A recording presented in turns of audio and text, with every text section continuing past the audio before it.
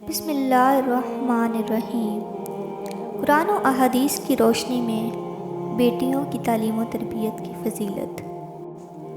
حضرت انس سے روایت ہے، کہتے ہیں رسول اللہ صلی اللہ علیہ وآلہ وسلم نے ارشاد فرمایا، جس شخص نے اپنی 2 بیٹیوں کی اچھی طرح پرورش کی اور ان کی کفالت کا بیڑا اٹھایا یہاں تک کہ وہ بالغ ہو جائیں، یعنی وہ اپنے گھر کی ہو جائیں، تو میں اور وہ شخص قیامت کے دن ساتھ ساتھ رہیں گے۔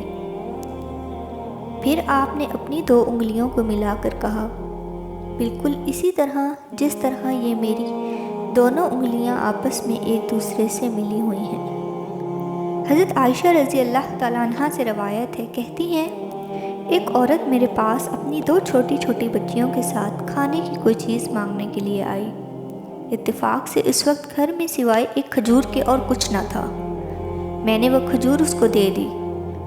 اس نے اس کھجور کو آدھا آدھا کر کے دونوں بیٹیوں کو کھلا دیا اور خود اس کھجور کو چکھا بھی نہیں۔ پھر وہ اپنی بچیوں کو لے کر چلی گئی۔ اس کے جانے کے بعد رسول اللہ صلی اللہ علیہ وآلہ وسلم تشریف لائے۔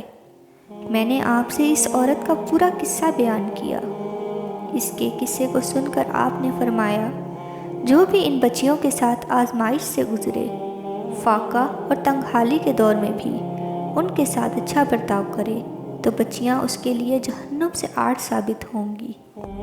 حضرت عوف بن مالک سے روایت ہے، کہتے ہیں رسول اللہ صلی اللہ علیہ وآلہ وسلم نے ارشاد فرمایا، جس شخص کے پاس 3 بیٹیاں ہوں اور وہ ان کی اچھی طرح سے کفالت کرے یہاں تک کہ وہ اس سے جدا ہو جائیں، یعنی ان کی شادی ہو جائے یا ان کا انتقال ہو جائے، تو یہ بیٹیاں اس آدمی کے لیے جہنم سے پردہ ثابت ہوں گی۔